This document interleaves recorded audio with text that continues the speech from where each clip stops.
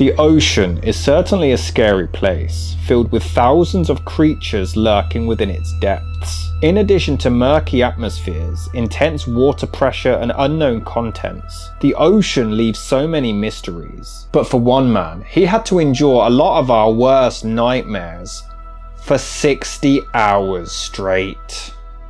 Harrison Okene was a 29-year-old Nigerian cook on board tugboat Sunken 4, which had been sent out to perform some tension tow operations and to stabilise an oil tanker in the Gulf of Guinea, around 20 miles off the coast of Nigeria. But tragically, on May the 26th, 2013, the ocean became violent and ended up completely capsizing the entire boat. Harrison was on the toilet at the time when the ship went under.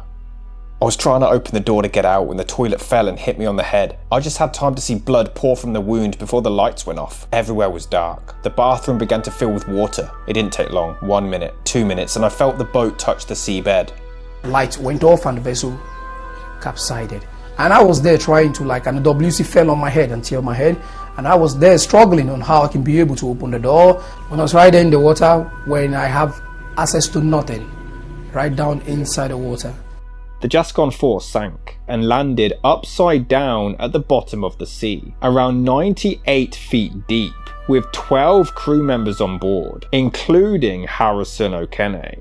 However, against all odds, Harrison was still alive.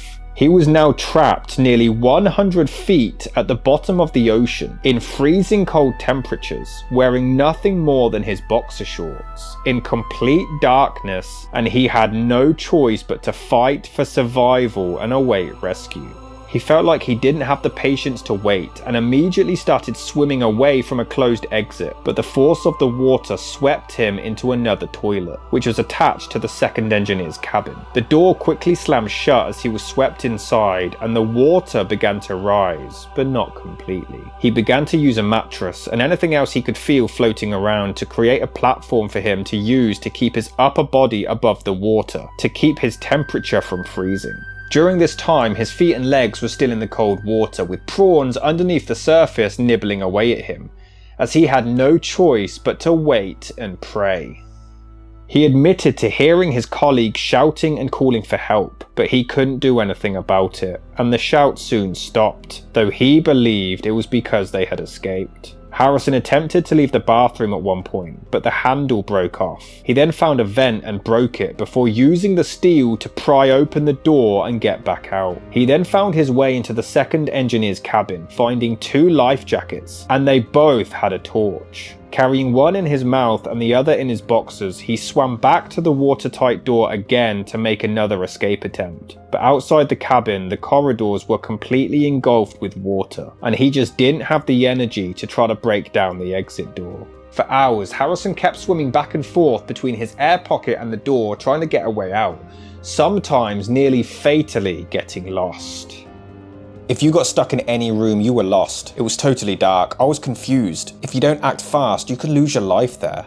Harrison managed to find several bags during this time, discovering tins of sardines, loose coveralls, and a can of Coca-Cola. He tore the covers into strips and tied them together into a rope before securing it to the exit door, now having a guide during his fight in the darkness for survival. He also ripped some wooden panels off the ceiling and tied them together to make a raft, allowing him to sit in safety to try to think of a way out. He was sat in a small air pocket space of around 3'11" in height, which contained just enough oxygen to temporarily keep him alive. Unfortunately, he had consumed so much salt water that his throat began to throb and his tongue was peeling. Harrison resorted to eating the sardines and drinking the Coca-Cola to give his body the energy to survive.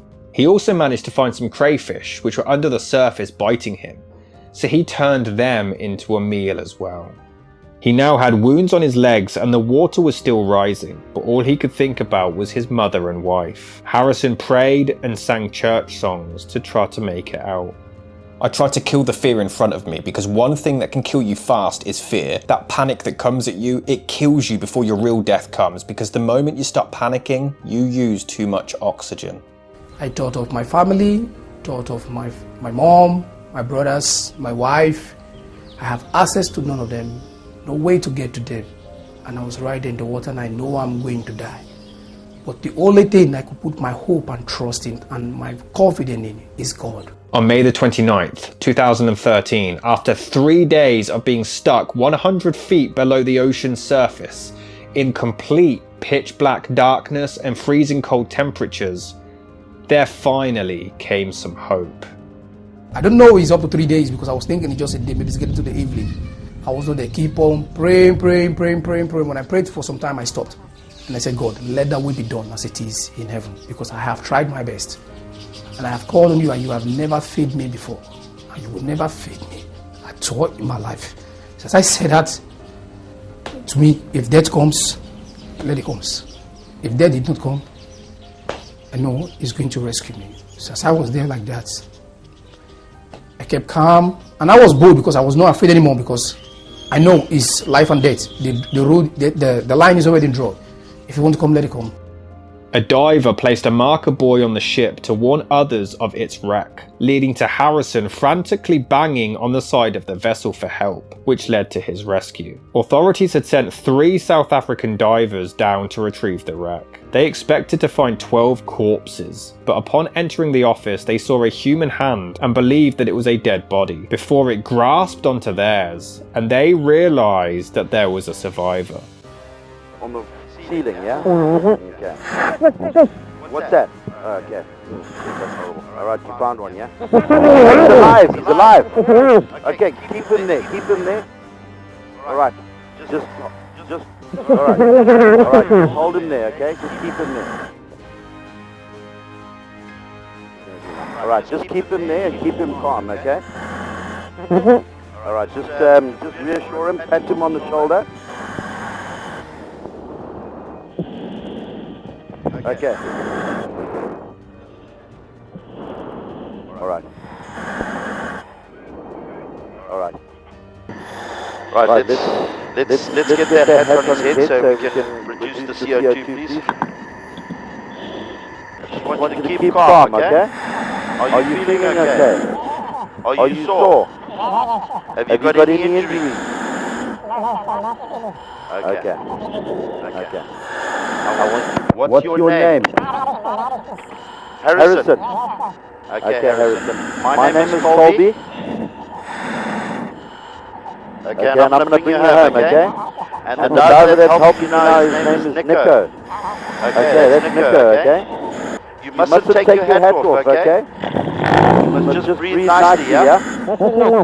Okay. Alright, let's go. You hold your umbilical and you listen to me, okay? Alright, we're going now. Put your head underwater and breathe comfortably, okay?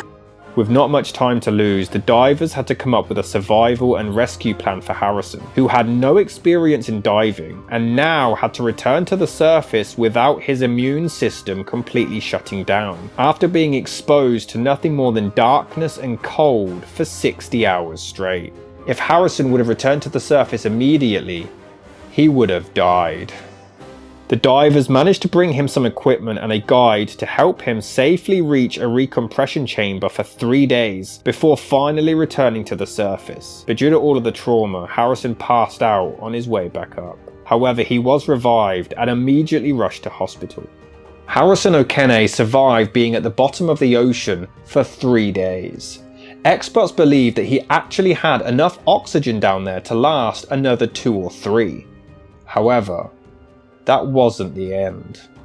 Just a year after the accident, Harrison was on his way to work with a friend when his car suddenly went off a bridge and into the water of Port Harcourt. He managed to swim out and escape, but his friend was still inside before Harrison rescued him without further injuries.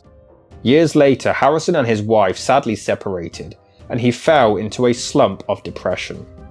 But despite this, he made national news for his bravery and survival instincts, and he decided to turn it into a positive. He was so inspired that he actually decided to become a diver repairing oil and gas facilities.